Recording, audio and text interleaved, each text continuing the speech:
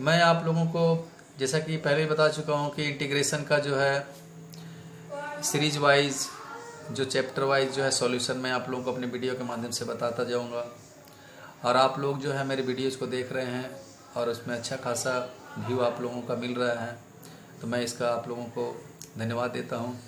मैं कोशिश कर रहा हूँ कि मैं कुछ अच्छे सम्स जो कि इंटीग्रेशन से इंडेफिनिट इंटीग्रेशन से रिलेटेड हैं उनको मैं आप लोगों को बना करके दिखाऊं और समझाऊं। अभी मैं इंडेफिनिट इंटीग्रेशन का सब्स्टिट्यूशन मेथड को और आगे कंटिन्यू रखना चाहता हूं, क्योंकि सब्स्टिट्यूशन मेथड को अगर आप अच्छी तरह समझ लेंगे तो फिर आगे का जो डेफिनिट इंटीग्रेशन का जो और भी चैप्टर्स हैं जिनको आप बनाने में ज़्यादा सुविधा या मतलब कि इजी फील करेंगे उनको सॉल्व करने में। जैसा कि आप लोग जानते हैं कि इंटीग्रेशन अब फार्मूला बेस्ड जो है ख़त्म हो चुका है और हम लोग जो है सब्स्टिट्यूशन मेथड पे आ चुके हैं। आप लोगों को कोशिश करना है कि जो भी फार्मूले आप लोगों को बताया गया है उसको ध्यान में रखें और उसका भली भांति उपयोग जगह पे करें।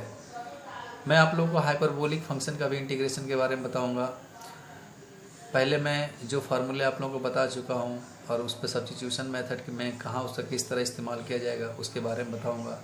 आप लोग मेरे वीडियोज़ को देखें और लाइक दें, कमेंट दें, ताकि मैं बनाने में आप लोगों के लिए नए नए क्वेश्चंस का सेलेक्ट कर सकूं और उनको मैं आप लोगों के सामने ला करके दिखा सकूं, बना करके कैसे सॉल्व किया जाए।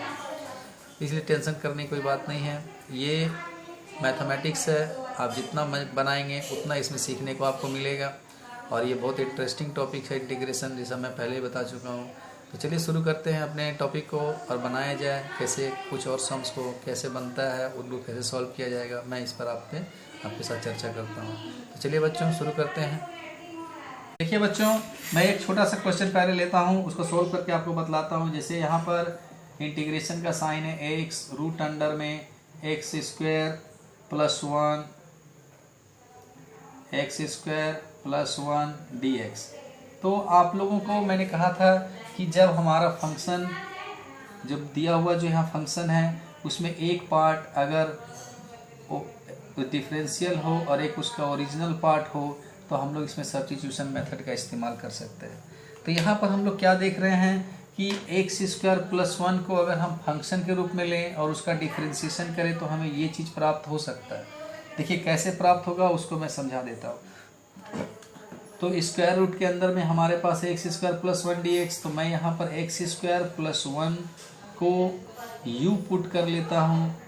तो हम लोग क्या देखेंगे, इसको डिफ्रेंशिएट करेंगे विथ रिस्पेक्ट टू x, तो हमें मिलेगा 2x और प्लस 0 और इधर में हमें मिलेगा du अपॉन dx।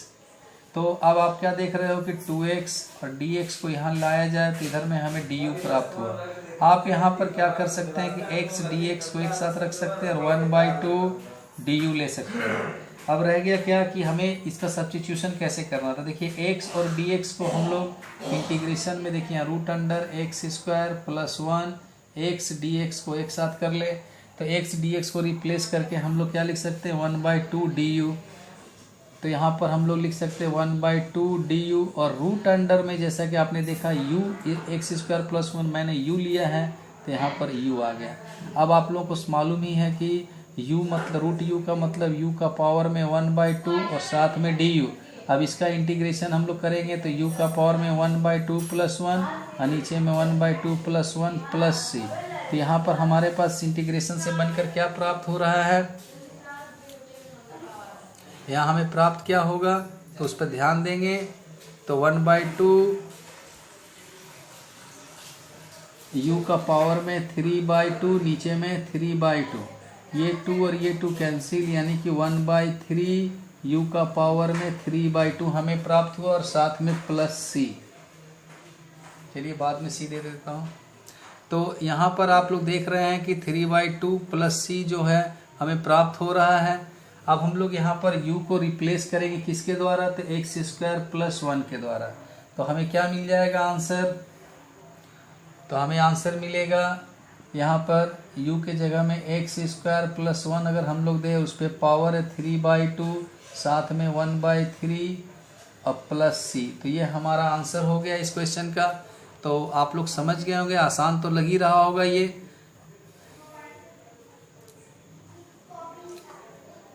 तो चलिए मैं दूसरा क्वेश्चन लेता हूँ और उसके द्वारा फिर आप लोगों को दिखलाता हूँ कि कैसे ये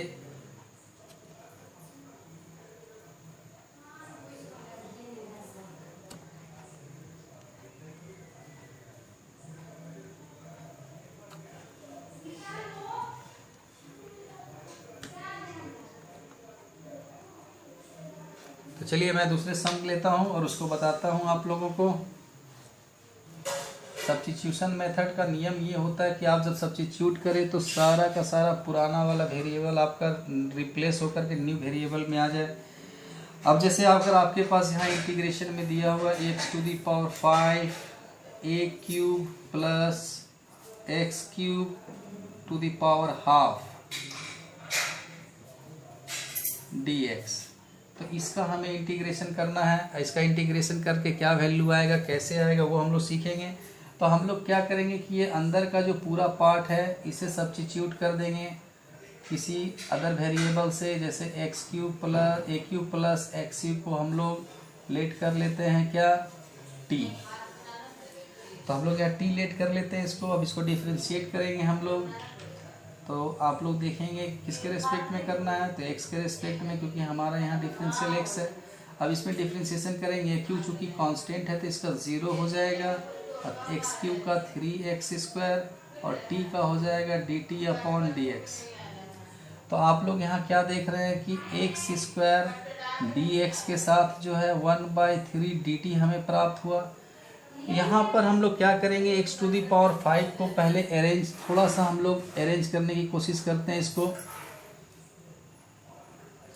तो यहाँ पर हम लोग क्या करेंगे कि पहले इस दिए हुए इंटीग्रेशन का जो पार्ट है x⁵ उसको हम लोग x⁵ इंटू x² के रूप में ऐसे लिखेंगे, और ये जो अंदर का पार्ट है हमारा a³ प्लस x³ का पावर हाफ dx।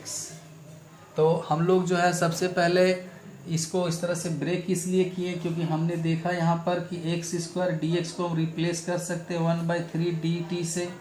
तो x² dx को हम लोग सब्स्टिट्यूट कर देंगे किसके माध्यम से, तो 1/3 पहले बाहर लिख दिया जाए, और x² dx का 1/3 dt, तो आप यहाँ dt ले लें और इसको रिप्लेस कर देना है किसके माध्यम से, t के माध्यम से। तो यहाँ t का पावर हाफ। अब रह गया x³, तो x³ को कैसे रिप्लेस करना है, तो देखिए x³ को अगर हम लोग यहीं रखें तो इधर में t माइनस a³ आएगा। तो हम लोग यहाँ से x³ का वैल्यू को निकाल सकते हैं, t माइनस a³। तो x³ ही जो है हमारा सब्स्टिट्यूट हो गया इसके द्वारा। अब हम लोग क्या करेंगे कि 1/3 t को इसके साथ पहले पावर हाफ को t से करेंगे, तो यहाँ हो जाएगा t का पावर 3/2, और यहाँ पर a³ t का पावर हाफ, और ये आपका dt। अब आप लोग को तो पता है हम लोग इसको इंटीग्रेट करेंगे फिर इसको इंटीग्रेट करेंगे। तो यहाँ पर t का पावर में जो है हमारे पास 3/2 है, तो ये 3/2 प्लस 1 नीचे में हो जाएगा t/3/2 प्लस 1 माइनस a³, और यहाँ पर t का पावर में 1/2 प्लस 1, और यहाँ 1/2 प्लस 1, और ये प्लस c। तो इस तरह से हमारे पास जो है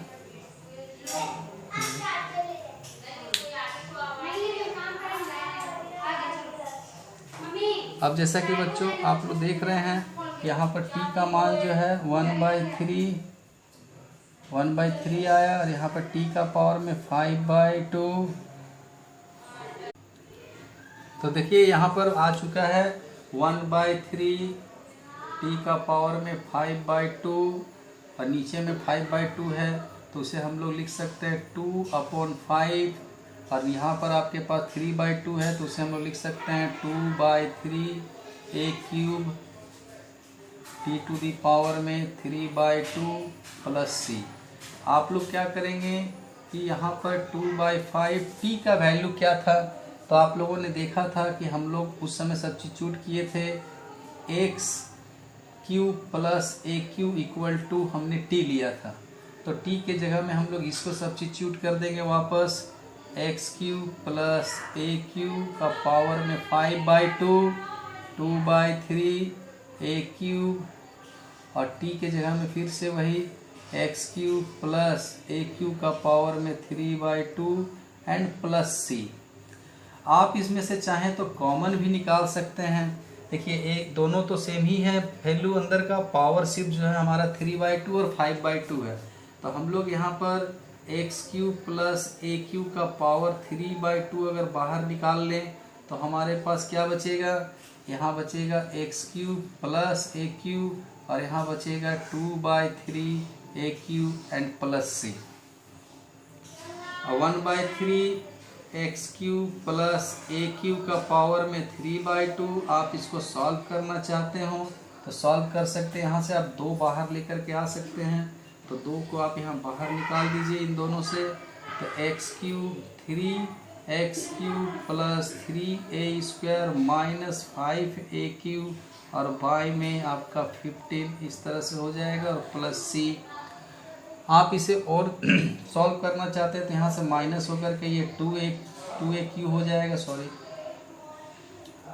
3a क्यू था। अब यहाँ पे देखिए 2/3 और ये 15 से अगर मल्टीप्लाई कर दिया जाए तो ये 2/45 बन जाएगा और x cube plus a cube उसके ऊपर में पावर 3/2 और यहाँ पर आपके पास 3x cube minus 2a cube plus C. ये हमारा कंप्लीट आंसर हुआ। तो बच्चों इस तरह के और भी क्वेश्चंस मैं आप लोग को बना करके बताऊंगा सब्स्टिट्यूशन मेथड से। आप लोग मेरे वीडियो देखते रहें, बने रहें। धन्यवाद, आपने वॉच किया इसके लिए।